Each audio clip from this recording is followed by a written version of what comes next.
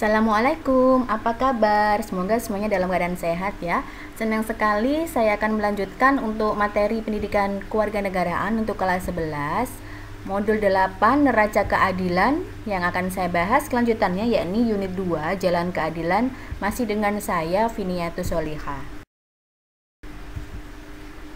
Istilah peradilan dibedakan dengan pengadilan ya. Peradilan adalah proses mengadili, sedangkan untuk pengadilan merupakan salah satu lembaga dalam proses tersebut yang dipimpin oleh hakim. Dan lembaga-lembaga lain yang terlibat ada kepolisian, jaksa, dan juga advokat. Sistem peradilan di Indonesia ada lembaga kasasi oleh Badan Pengadilan Tertinggi.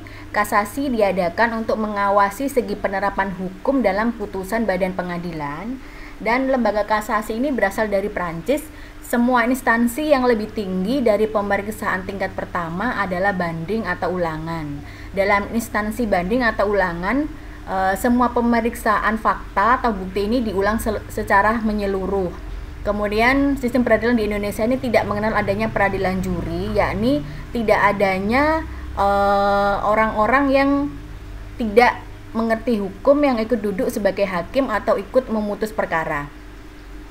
Dan peradilan juri ini hanya terdapat dalam peradilan pidana sebagai bahan bukti, yakni jika meyakinkan dewan juri terdakwa dinyatakan salah, kemudian jika tidak bersalah atau bahan buktinya tidak benar maka diputus bebas. Kemudian peradilan Indonesia ini menyerupai sistem peradilan Belanda, hanya mengenal majelis hakim yang terdiri atas ahli sarjana hukum. Dan Mahkamah Agung ini melakukan dua fungsi, yakni peradilan kasasi dan pengawasan. Artinya, semua putusan badan peradilan tunduk kepada kasasi dan juga pengawasan tertinggi oleh Mahkamah Agung. Kemudian bagaimana praktik sistem hukum yang ada di Indonesia?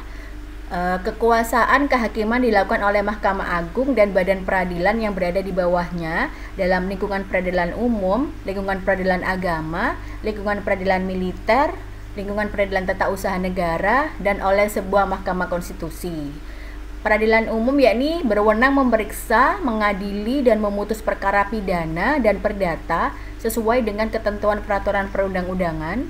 Kemudian kalau peradilan agama ini berwenang untuk memeriksa, mengadili, memutus, dan menyelesaikan perkara antara orang-orang yang beragama Islam sesuai dengan ketentuan undang-undang.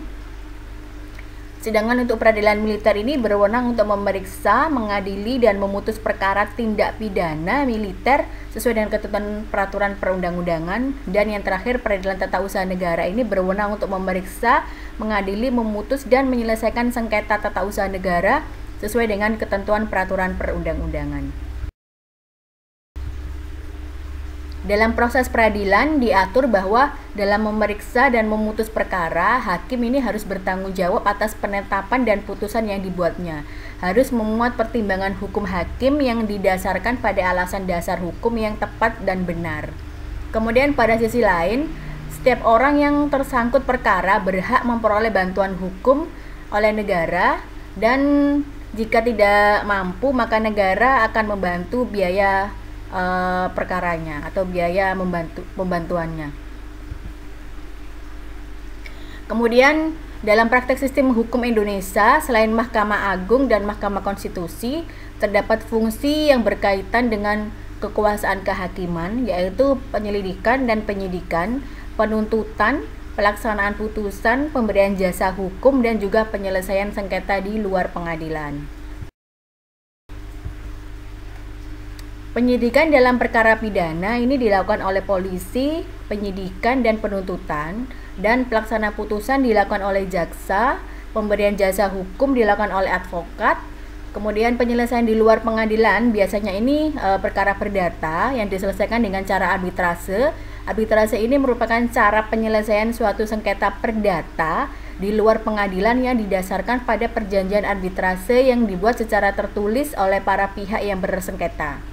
Kemudian penyelesaian sengketa di luar pengadilan berupa alternatif, yakni penyelesaian sengketa yang merupakan lembaga penyelesaian sengketa atau beda pendapat melalui prosedur yang disepakati kedua pihak, yakni penyelesaian di luar pengadilan dengan cara konsultasi, negosiasi, mediasi, konsiliasi, atau penilaian ahli.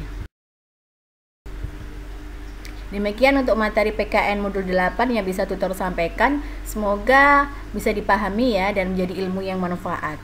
Harapan tutor semoga tetap menjadi warga Indonesia yang berbudi dan mencintai negara kesatuan Republik Indonesia. Semangat belajar. Assalamualaikum warahmatullahi wabarakatuh.